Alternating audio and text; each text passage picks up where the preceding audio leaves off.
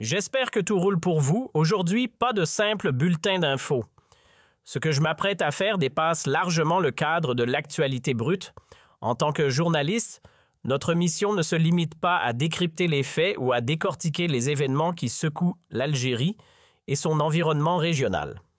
Non, notre responsabilité va bien au-delà. Il nous incombe de prendre position, de dire les choses franchement. J'espère que tout roule pour vous. Aujourd'hui, pas de simple bulletin d'infos. Ce que je m'apprête à faire dépasse largement le cadre de l'actualité brute. En tant que journaliste, notre mission ne se limite pas à décrypter les faits ou à décortiquer les événements qui secouent l'Algérie et son environnement régional. Non, notre responsabilité va bien au-delà. Il nous incombe de prendre position, de dire les choses franchement sans détour, surtout lorsque l'éthique vacille, que les dérives s'enchaînent et que les principes sont mis à mal. Informer, oui. Mais il faut aussi alerter, réveiller les consciences, mettre en lumière ce qui cloche, ce qui déraille.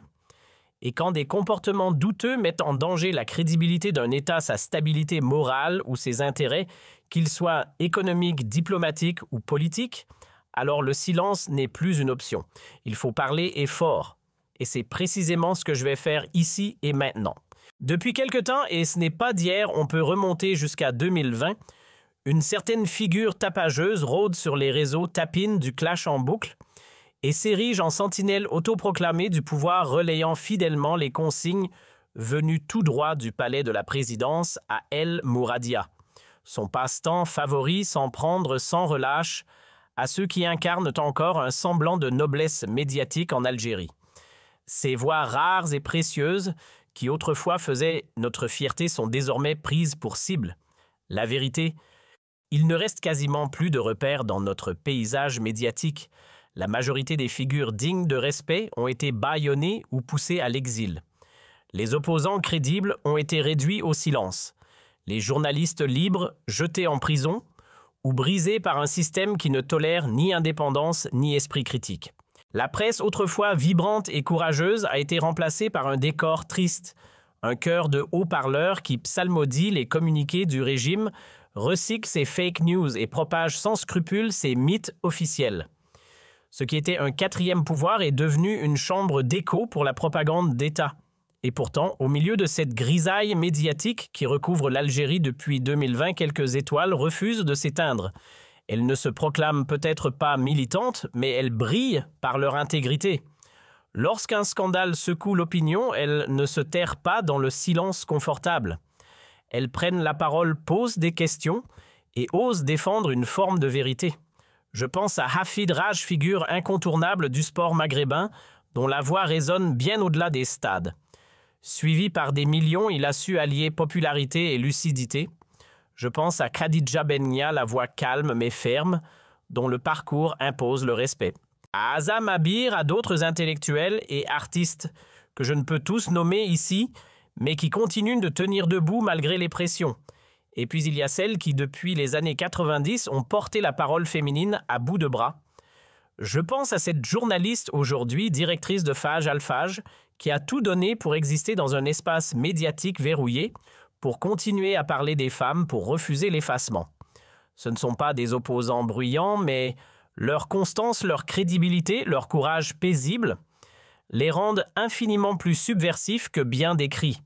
Ces derniers jours, une certaine Lila Lefebvre Haddad s'est lancée dans une opération de démolition publique, s'acharnant sur des figures respectées du paysage médiatique algérien. Elle se présente comme une journaliste accréditée auprès de l'OTAN et de l'Union européenne, rien que ça, et s'est autoproclamée chef d'orchestre d'une web TV nommée Atypique TV, censée casser les codes mais qui casse surtout les nerfs. Ironie du sort, sous Bouteflika, elle jouait la dissidente acharnée, l'adversaire affiché du régime. Pourtant, à la même époque, elle toquait aux portes du pouvoir en suppliant qu'on lui débloque un demi-million d'euros pour financer son projet médiatique. Refus sec du clan présidentiel trop imprévisible, trop instable, trop bavarde sur Facebook. Depuis, la dame confond tout, elle prend l'insulte pour une analyse, le commentaire pour une info et l'acharnement personnel pour une saine critique. Le journalisme. Chez elle, c'est une notion floue, une discipline qu'elle semble n'avoir jamais étudiée et encore moins comprise. Elle aligne les mots comme on balance des grenades sans filtre, sans recul, sans rigueur. Elle passe ses journées à distribuer insultes et diffamations comme d'autres distribuent un détracte. Provocatrice professionnelle, elle ne rate jamais une occasion de salir, de rabaisser, de piétiner. Et comme par enchantement, une fois le clan Bouteflika balayé, elle s'est retrouvée dans les petits papiers du pouvoir version Tebboune. Son nouvel allié Kamel Sidi Saïd, figure centrale de la machine médiatique présidentielle bras droit de Tebboune, à la communication. Depuis 2020, elle est omniprésente, on la retrouve sur les ondes de la radio nationale, sur les plateaux de la télé publique, maquillée comme une égérie du régime. Elle a même lancé ses propres chaînes Sat TV Atypique TV, des vitrines où le pouvoir peut se mirer en toute complaisance. Des rumeurs persistantes parlent d'un financement indirect venu des coulisses de l'État, subventions déguisées, mécènes discrets, enveloppes bien placées, peut-être. Mais restons prudents, tant que l'enquête n'a pas livré ses secrets, je m'abstiens de tirer des conclusions hâtives. Pas de preuves solides, donc pas d'accusation formelle, du moins pas encore. Une chose est certaine, son lien avec Kamel Sidi Saïd ne laisse place à aucun doute. Elle lui voue une admiration sans borne, presque religieuse. Pour s'en convaincre, il suffit de lire ce qu'elle rédige à son sujet, une collection de louanges si abondante qu'on croirait lire le discours d'un attaché de presse amoureux. En 2025, elle lui consacrait même un portrait dithyrambique, stratège de l'ombre, maître du verbe institutionnel, cerveau de la communication présidentielle. Rien ne manquait à ce panégyrique. Selon elle, KDC, comme elle aime à l'appeler, serait l'homme providentiel visionnaire de génie incarnation vivante, du professionnalisme parfaitement aligné avec les ambitions suprêmes du chef de l'État, Abdelmadjid Tebboune. Et depuis toujours, elle le couvre, le protège, le sanctifie. Les critiques à son encontre, elle les balaie d'un revers de plume. Ceux qui osent pointer sa responsabilité dans la dérive propagandiste actuelle, immédiatement catalogués comme ennemi. Bref, elle le défend bec et ongles, comme si son destin personnel dépendait du sien. Le constat est malheureusement implacable. Tout le monde le voit, des analystes les plus intègres jusqu'aux citoyens lambda. L'Algérie d'aujourd'hui n'a plus de presse digne de ce nom. Les médias robustes, exigeants, capables de tenir tête au pouvoir ont disparu du paysage.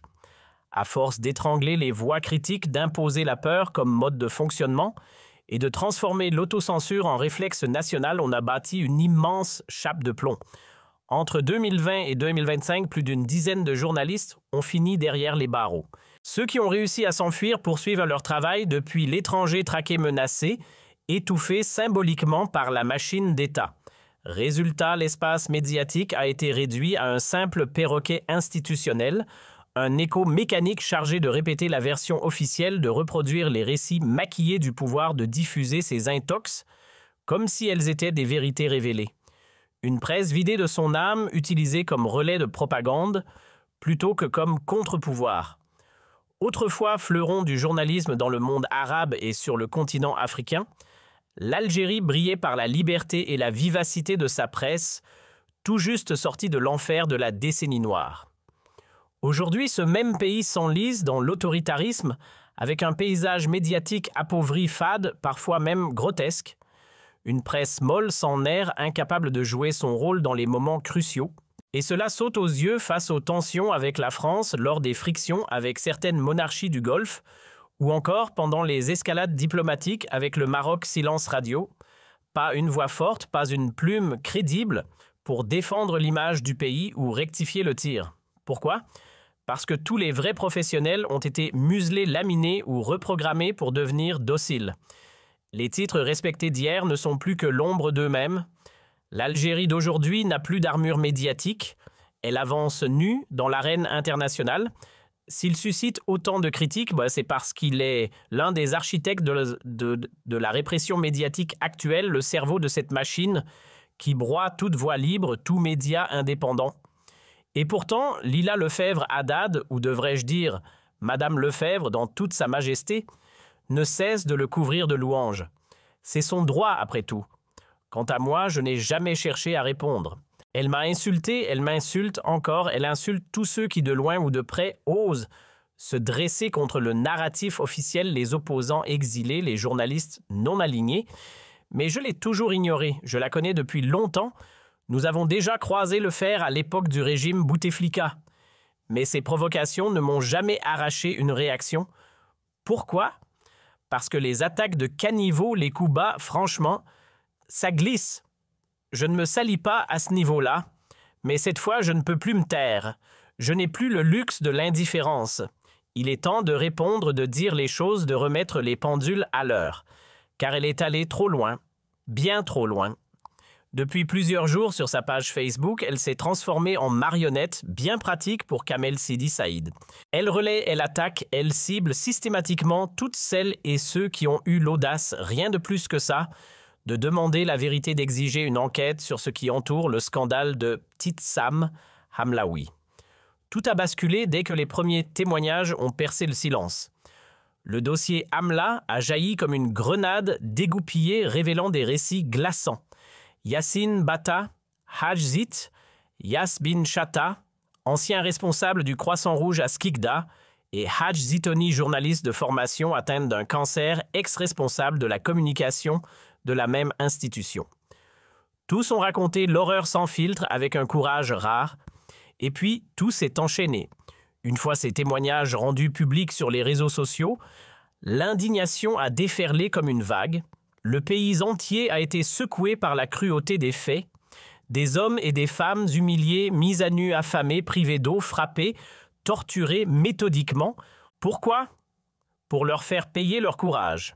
Pour les punir d'avoir levé le voile sur les agissements d'Ibtissam Hamlaoui, alias Miss Hamlaoui, l'intouchable, la protégée attitrée de l'élite dirigeante. Dès que l'affaire a éclaté, certaines figures publiques ont pris la parole. Hafid, Raj Khadija, Ben Gnia Hazam, des noms connus, respectés, influents. Leur réaction, ni cris, ni insulte, ni accusation gratuite, rien de tout cela. Avec calme et dignité, elles ont simplement publié quelques mots. Sur leur profil Facebook, leurs stories Instagram, leur chaîne YouTube, pas pour provoquer, pas pour attaquer, juste pour poser une question: pourquoi ne pas ouvrir une enquête? Leur message était clair, il faut faire la lumière. Il faut comprendre ce qui se cache derrière ces dérives, ces liaisons troubles entre Ibtissam Hamlaoui et les piliers sensibles de l'État justice, sécurité, magistrature. Ces personnalités ne se sont pas appuyées sur des rumeurs ni sur des théories fumeuses. Elles se sont basées sur des témoignages concrets publics livrés par des victimes de violences, de tortures, d'arrestations arbitraires. Elles n'ont demandé qu'une chose: que la vérité sorte de l'ombre, que justice soit faite. Depuis un bon moment maintenant, Leïla, grande amie du tout-puissant Kamel Saïd, s'improvise porte-parole non officielle de Madame Hamlaoui. Jour après jour, semaine après semaine, elle prend sa défense avec une ferveur presque suspecte. Et gare à ceux qui osent remettre en question la place de cette dernière ou réclamer des comptes. Selon Leïla, ce sont forcément des intégristes, des nostalgiques, des années noires, voire des extrémistes masqués. L'argument est simple: si tu critiques Hamlaoui, c'est que tu fais partie des islamistes. Point. Et comme souvent avec Leïla Haddad, la nuance n'a pas sa place. Elle attaque sans filtre. Prenez Khadija Ben Gnia, par exemple, les propos qu'elle lui réserve sur Facebook sont à la fois insultants, dégradants et absurdes. Je vous invite à les lire vous-même, c'est édifiant. Mais Leïla n'est pas seule. Elle bénéficie d'un soutien solide, celui de Saïd. Dès qu'elle met les pieds en Algérie, c'est tapis rouge, prise en charge, complète accueil institutionnel, louange à l'appel. On la présente même comme le modèle absolu de l'éthique, de la compétence et du journalisme de qualité. Rien que ça. Écoutez bien ce qu'elle ose écrire. À Hazam, une journaliste connue et respectée, voilà ce que Leïla Haddad balance sans gêne sur les réseaux. « Je suis arabe fier de mes lettres. Toi, Had Hazam, fille de domestique de génération en génération. Quand mon grand-père régnait, le tien frottait le sol. » Oui, vous avez bien lu. C'est le niveau de langage qu'elle considère digne d'un débat public. Une prétendue journaliste qui insulte une autre en ramenant la discussion à des origines sociales. Elle insulte non seulement Hazam, mais jusqu'à son grand-père, le traitant de serf, littéralement. Et attention, Hazam n'est pas une dissidente en exil. Ce n'est pas une voix de l'opposition radicale. Non, c'est une femme qui a toujours évolué dans un cadre institutionnel, qui dirige le FAIR, qui a interviewé Tebboune lui-même et qui est reconnue jusque dans les cercles du pouvoir. Mais ça ne suffit pas à Leïla. Elle continue. Pathétique fille d'esclave. Tu mentais déjà petite. À ton époque, tu n'avais droit qu'à l'huile premier prix. L'huile d'olive, tu ne la voyais qu'en photo. Voilà. Du mépris de classe, de la vulgarité en robe de chambre, des attaques personnelles d'un autre temps. Et c'est cette femme-là qu'on nous présente comme une voix journalistique sérieuse. Tenez-vous bien. Voici le genre de réponse que Leïla Haddad réserve à ses détracteurs. Face à Azam qui s'est contenté de mentionner une information liée à un possible financement opaque, 5 000 € venant de cercles proches du pouvoir, Leïla sort l'artillerie. Physique, mes sœurs et moi. Décor de déesse. Grande, sublime, fière, même encore aujourd'hui. Toi, petite chose perdue dans la boue ridicule à côté de ma lignée, va te renseigner sur mes origines, tu comprendras à quel point tu n'es rien. On croit rêver. Une journaliste censée débattre d'un sujet sérieux répond en parlant de ses jambes longues et de la généalogie familiale. Elle aurait pu nier, clarifier, s'expliquer. Mais non, elle choisit d'attaquer le physique, les origines sociales, avec une condescendance qui frôle le grotesque, mais ça ne s'arrête pas là. La cible suivante, Khadija Ben Ghnia. Et là encore, le niveau s'effondre. Leïla affirme qu'elle serait qatari. Faux, totalement faux. Khadija est algérienne. Et même selon certaines sources, détentrice de la nationalité française. Mais alors, pourquoi l'associer au Qatar? Pourquoi au Maroc? Quel est le rapport? Quelle logique? On mélange nationalité, affiliation imaginaire et insinuation vaseuse, juste pour discréditer une femme respectée. C'est bas, très bas. On peut dire ce qu'on veut, mais Khadija Ben Ghnia, c'est une étoile qui brille haut dans le ciel algérien. Une animatrice de classe mondiale, une figure de proue dans l'univers médiatique arabe. Elle ne porte pas seulement un micro, elle incarne une élégance professionnelle qui honore tout un peuple. Pour ma part, je ressens une immense fierté, oui, fierté nationale de voir une compatriote porter aussi loin les couleurs de l'Algérie sur l'une des chaînes les plus regardées de cette planète. Une véritable ambassadrice, pas en costume, mais en prestance. Et là, entre nous, comparer Khadija à Leïla Haddad, c'est comme vouloir opposer une cathédrale à une cabane en tôle. Soyons sérieux, même l'orteil de Khadija Lilou ne l'atteint pas, même pas le genou et encore moins l'ombre de l'orteil. Pour espérer marcher un jour dans les pas de Khadija, il lui faudrait 4 existences entières et encore, elle n'en reproduirait qu'une infime partie. Le parcours de Khadija, c'est du solide, du vrai, du construit. Et Leïla, de l'agitation sans colonne vertébrale. Chez Leïla Haddad, l'insulte est devenue sport national. Opposant politique, figure médiatique, activiste, tout le monde est bon à traîner dans la boue. Kifki ridiculisé, Hafid Raj catalogué islamiste. Et tenez-vous bien, même Khaled Avaji, cette voix historique de la lutte contre l'extrémisme durant la décennie noire, est désigné comme complice de l'islamisme radical. C'est absurde, c'est grave, et c'est surtout révélateur du vide argumentaire. Et comme si ça ne suffisait pas, voilà qu'elle nous sort son plus bel enrobage complotiste. Selon elle, l'affaire Hamlaoui ne serait rien d'autre qu'une machination islamiste. Oui, oui. Elle veut nous faire croire que si on critique Hamlaoui, c'est parce qu'elle est blonde, séduisante féminine, pas voilée, trop jolie pour plaire aux barbus. Bref, dans son monde à elle, si tu demandes des comptes à une femme de pouvoir, c'est que tu veux la renvoyer à la cuisine. C'est grotesque et c'est un désastre pour la vraie cause féministe. Si Haddad est ce que certains appellent un islamiste, alors moi je dois être le portrait craché de l'anti-islamiste. C'est simple, tout dans mes prises de position, tout dans mon parcours, tout dans mes engagements, me place à des années-lumière de cette étiquette absurde. Et pourtant j'ai critiqué Hamlaoui. Oui, je l'ai fait.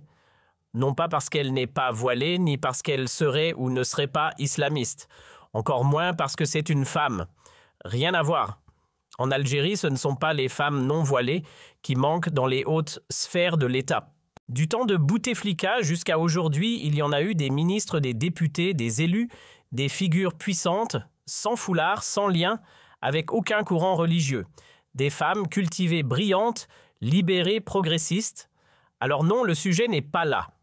Personne ne reproche à Hamlaoui son apparence ou son mode de vie. Ce qu'on pointe du doigt, ce sont ses actes. Et là-dessus, les questions demeurent. Que les choses soient claires, si Hamlaoui est aujourd'hui sur la sellette, ce n'est ni à cause de son look, ni à cause de ses opinions soi-disant libérales. On ne la pointe pas du doigt parce qu'elle fréquente des cercles progressistes. Non.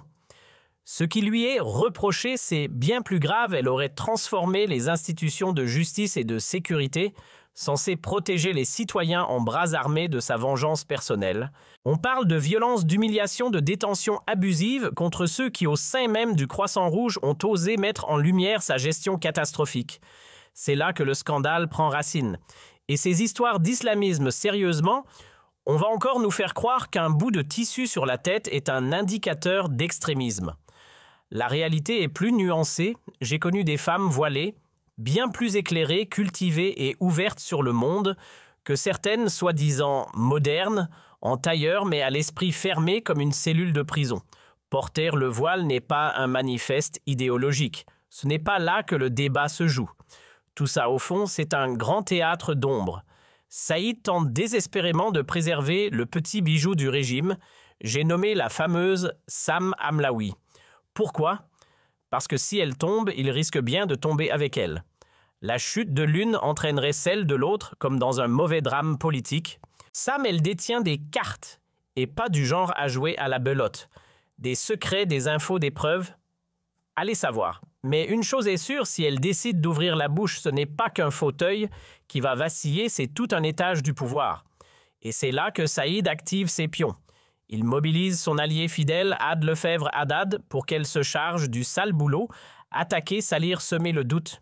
Elle est là pour flinguer toute personne qui ose réclamer des réponses, que ce soit dans les sphères médiatiques, intellectuelles ou culturelles.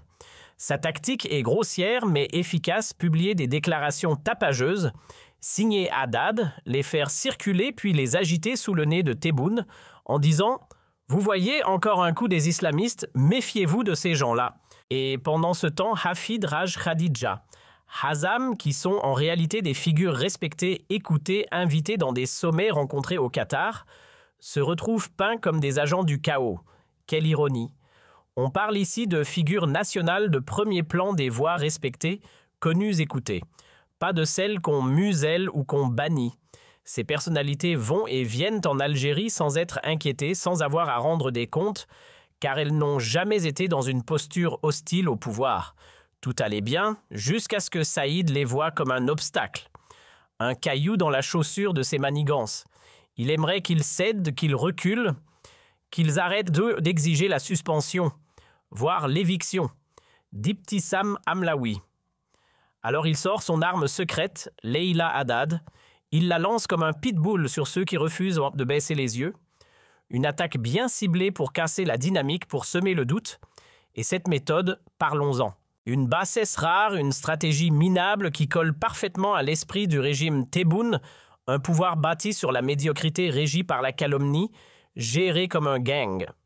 On en est là à utiliser une journaliste privilégiée, installée confortablement pour salir, discréditer, calomnier, pendant que le régime ferme les yeux, voire applaudit. Je m'en tiens là pour aujourd'hui, mais soyez attentifs, nos prochaines émissions dévoileront noir sur blanc ce que cachent ces fameux privilèges. Et croyez-moi, on ne parle pas de tickets de cantine. Quand Saïd veut que la boue vole, il n'utilise ni pelle ni plume, il convoque Leïla. Il la gave de moyens, lui déroule le tapis rouge à une seule condition qu'elle attaque. Peu importe la méthode,